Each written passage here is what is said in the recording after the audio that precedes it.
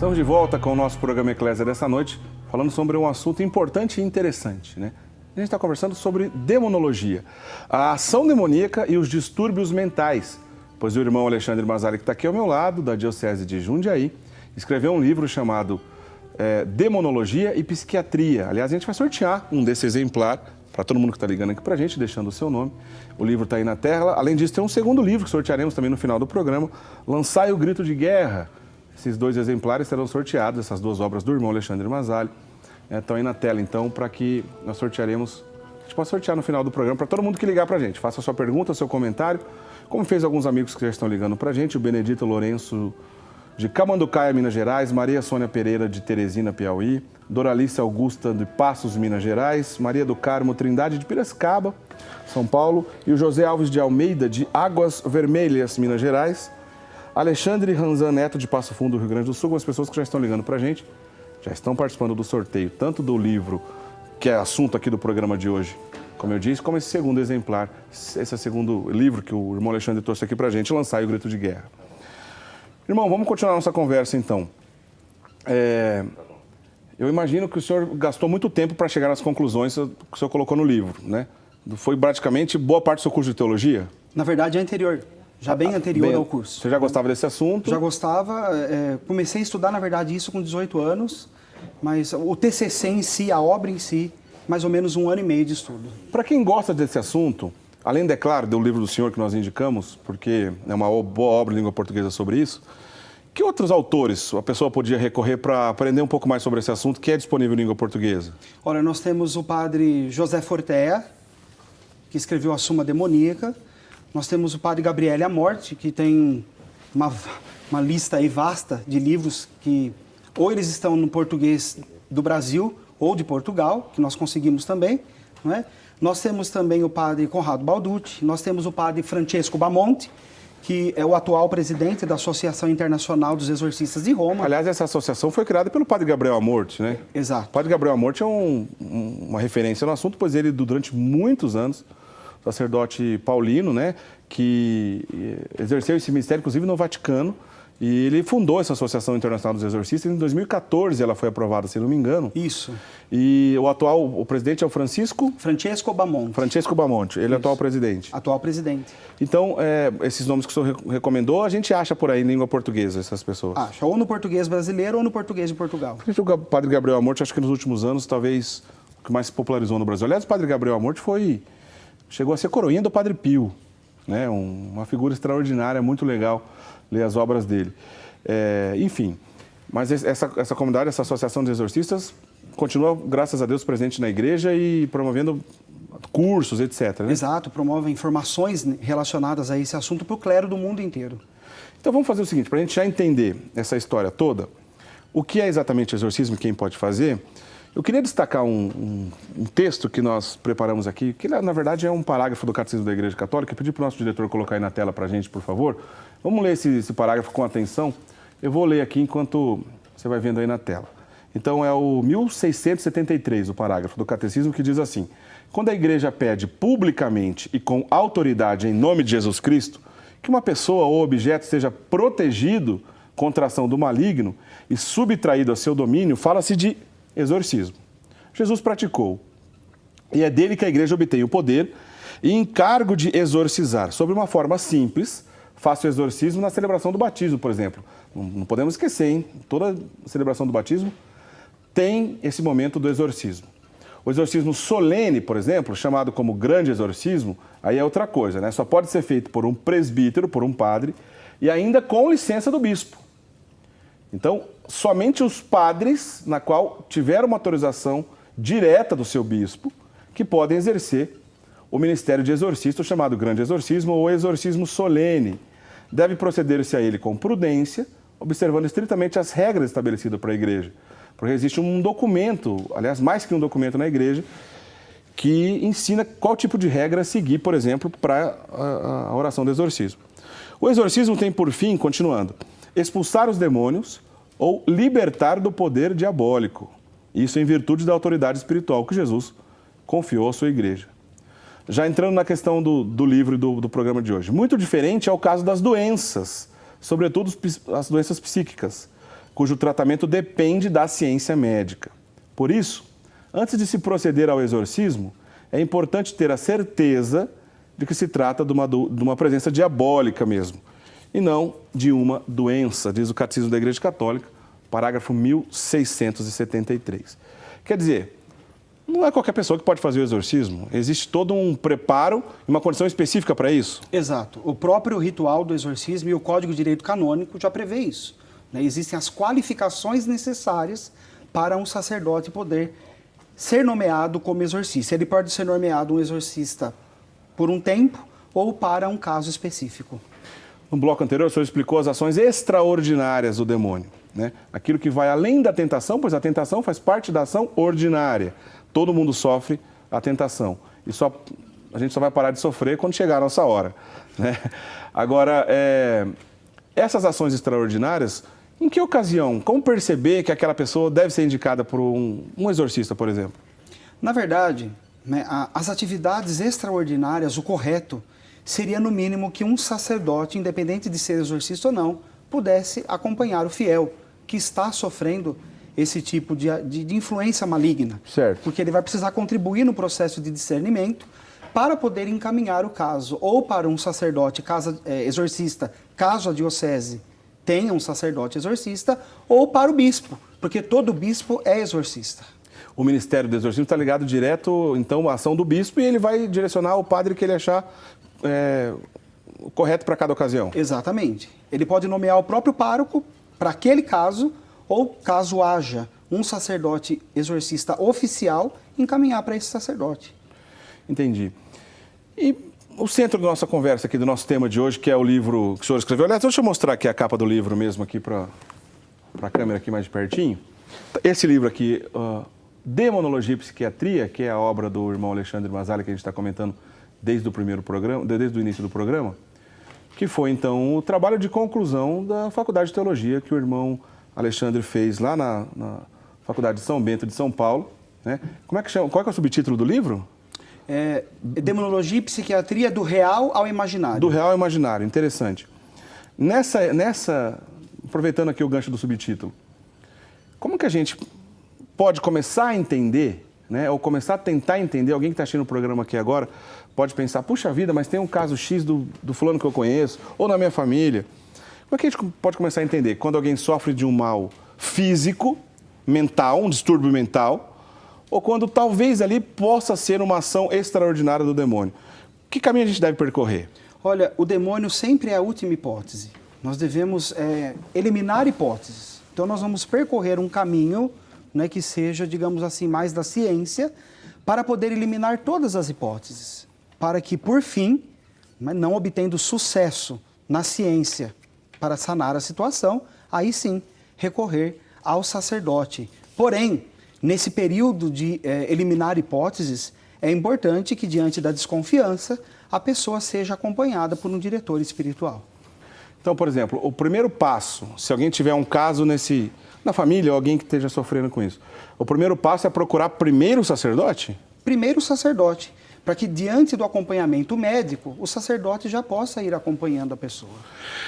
E se ele chegar, por exemplo, pode acontecer, de alguém dentro da igreja de que não tenha talvez o preparo ideal para esse assunto, e a pessoa falar, puxa vida, mas não existe mais essa coisa de possessão demoníaca, isso é coisa do passado, isso é coisa da Idade Média. Isso aí tem que tratar com psicólogos, com psiquiatras, psicanalistas, etc. E vamos dizer assim, menosprezar um problema. O que a pessoa tem que fazer depois disso? Ela precisa procurar o bispo, não é? Porque o bispo é o exorcista por excelência da diocese. Então, se ela não conseguir encontrar uma ajuda no seu pároco, ou num pároco que ela conheça, que seja mais próximo, não sendo dela ali por opção, ela procura o bispo. Porque o bispo, como pai da diocese, como pastor ali na diocese, ele vai poder ajudá-la nesse processo de discernimento e até mesmo encaminhar para um sacerdote que ele mesmo entenda estar preparado para ajudar essa pessoa.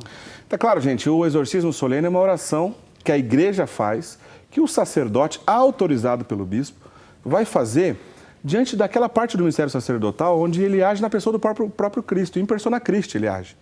Ele vai dizer ao demônio, eu te ordeno. Ele vai dizer palavras diretas.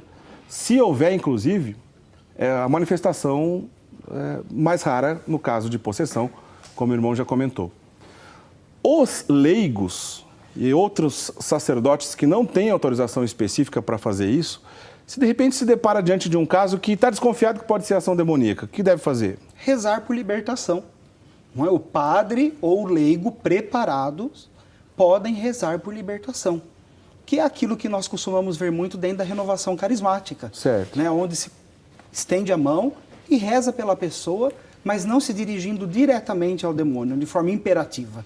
Vai se dirigir a Deus, rogar a Deus, para que Deus possa vir em auxílio àquela pessoa que está se sentindo atormentada, perturbada, para que Deus possa ajudar aquela pessoa a sair daquela situação. Uma situação dessa deve gerar medo nas pessoas que estão em volta? Naturalmente gera, mas não deve gerar. Por quê? Porque, veja, nós estamos lá não em nosso nome, nós estamos lá em nome de Cristo. E a própria Sagrada Escritura nos diz, se Ele é por nós, quem será contra nós? Então, uma vez que nós estamos devidamente preparados, isso é muito sério, isso precisa ser pontuado. Né? Precisamos estar preparados, isso indica o quê? Vida sacramental em dia, confissão, Eucaristia, busca real por uma vida de santidade, né? Uma busca sincera de viver o Evangelho, que é o que nos dá autoridade de poder lutar contra o mal.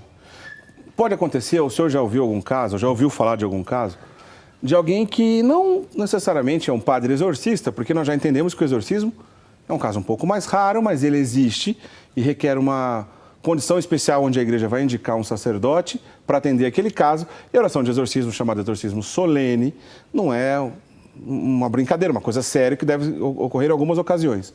Mas esse tipo de reuniões de oração, seja de qualquer linha dentro da igreja, onde as pessoas vão rezar e pedir a Deus a libertação de uma pessoa que, teoricamente, esteja sofrendo de algum aspecto extraordinário ou até ordinário da ação demoníaca. É uma pessoa que está sofrendo, que está, enfim, alguma situação específica.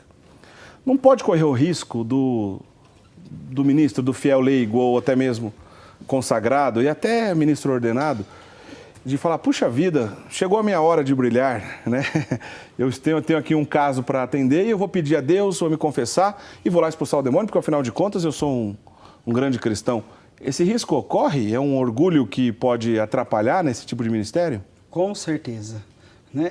O risco do orgulho, que na verdade já é uma artimanha do demônio, para que a pessoa, na hora da oração, ela já não tenha a autoridade espiritual necessária para ser exercida ali.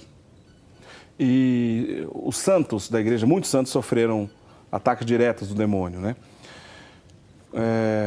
E a gente chega à conclusão, me parece que quando mais perto a pessoa está de Deus, vivendo uma vida piedosa, buscando a santidade, etc., mais ela vai sofrer com esse tipo de tentação ou não necessariamente isso é uma regra? É uma regra, é uma regra. Não é? A partir do momento que nós queremos nos aproximar mais de Deus, nós temos que nos preparar.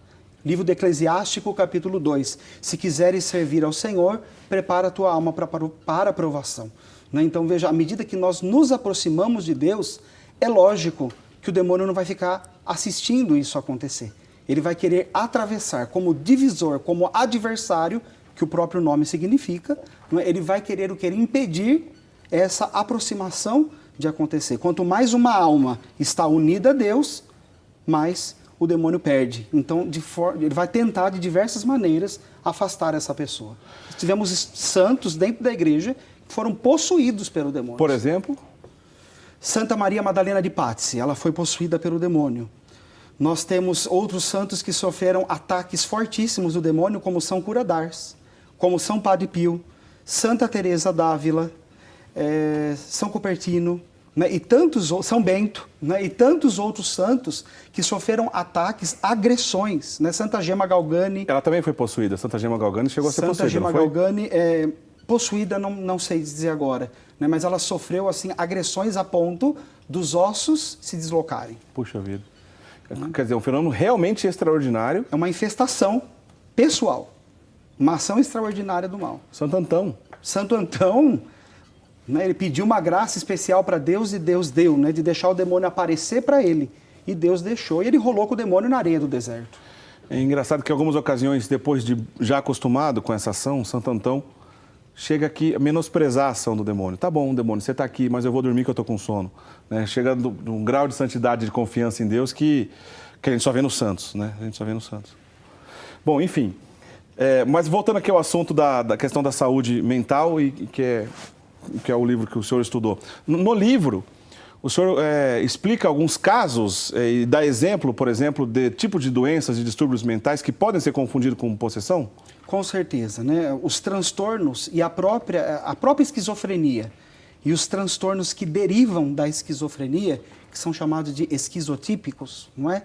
Eles podem, né, desenvolver sintomas muito semelhantes aos sintomas não só da possessão, mas dos outros tipos de atividade demoníaca, como, por exemplo, ver algo que só a pessoa está vendo, escutar vozes, não é? Ter determinados tipos de sensação de toque no corpo, né, que essas pessoas, por causa do transtorno, elas podem vir a desenvolver. Existe até mesmo um transtorno chamado transtorno de possessão. Por quê? Porque os sintomas são praticamente idênticos. Isso está classificado no Código Internacional de Doenças? Sim, está classificado. Que interessante. Quer dizer, essas atividades onde a pessoa acredita que ouve vozes, não necessariamente ela ouve realmente vozes, mas devido à sua doença, ao seu distúrbio, ela acredita que ouve vozes. É muito fácil ser confundido, por exemplo, com uma ação demoníaca que pode ouvir vozes, é isso? Exato. E aí a dificuldade de você provar uma possessão. Porque como a ação do demônio ela não é sobrenatural, ela é préternatural, não é? As doenças podem produzir fenômenos idênticos àquilo que o demônio produz na pessoa. Explica melhor isso. Qual que é a diferença de sobrenatural e préternatural? Sobrenatural é só Deus. Certo. Sobrenatural é o milagre. O demônio não tem esse poder. Não é? O demônio é criatura. Criatura alguma pode realizar milagre. Não é? Então o demônio ele está abaixo. Ele está acima do natural, mas abaixo do sobrenatural. Então ele está no préter. Quer dizer, pode usar elementos da própria ação física que dá a impressão que seja sobrenatural, por exemplo, é isso? Exatamente. Tanto é que tudo aquilo que o demônio produz de coisa que aos nossos olhos são extraordinários, a parapsicologia explica. O que é a parapsicologia? A parapsicologia ela é uma espécie de ciência ainda não reconhecida, ela reclama o nome de ciência, mas ainda ela não foi reconhecida. Não é que ela tenta provar, né, mas nunca conseguiu provar nada, esse que é o problema. Né? Ela nunca conseguiu demonstrar, por isso que ela ainda não foi reconhecida oficialmente como ciência. Alguns fenômenos que a mente produz. Esse tipo de fenômeno que a mente produz é campo da ciência. Né? Por isso que a parapsicologia entra aí como esse ramo, tentando estudar esse tipo de fenômeno.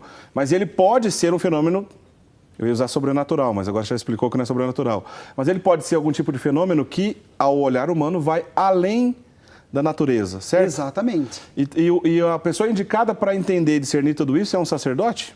É um sacerdote devidamente preparado e, lógico, na colaboração, né, de um profissional cristão na área da saúde mental. E esses profissionais costumam auxiliar exorcistas, por exemplo? É comum esse tipo de ação? É comum, né, quando nós temos psiquiatras que são cristãos de fato, que acreditam na possibilidade da ação demoníaca, eles colaborarem com os sacerdotes exorcistas no diagnóstico da possessão diabólica. Quer dizer, a pessoa que está sofrendo de algum malefício profundo da ação demoníaca, o remédio não vai tirar a ação do demônio naquela ocasião.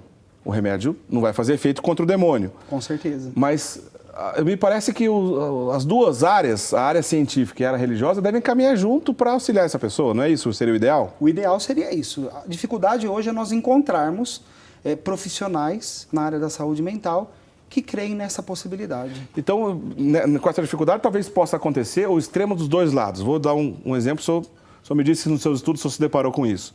Algum profissional da saúde mental, seja médico, psiquiatra ou psicólogos, ou até psicanalistas, que excluem a possibilidade religiosa e espiritual a ponto de ser 880. O demônio não existe e tudo será resolvido apenas no campo de vista da ciência. E, por outro lado também, alguém que esteja inserido na igreja e dizer, olha, também não dou valor para as ciências e nem para a psiquiatria, não conheço nada disso, tudo é ação demoníaca e acaba acontecendo esse extremismo dos dois lados. É comum isso? É muito comum. E daí o que acontece? A pessoa, na verdade, que sofre, ela continua prejudicada. Não é? Porque se ela não encontra, né, um profissional que abre campo, que dá margem, né, para poder investigar mais a fundo a situação da pessoa com relação à atividade do demônio, a pessoa ela é dopada e o problema dela não resolve. Ela vai continuar com aquilo, porque remédio não tira demônio. Não é? Por outro lado, se a pessoa ela está sofrendo algum tipo de patologia, algum tipo de transtorno, as orações de exorcismo ou de libertação não vão colaborar para a melhora dela também.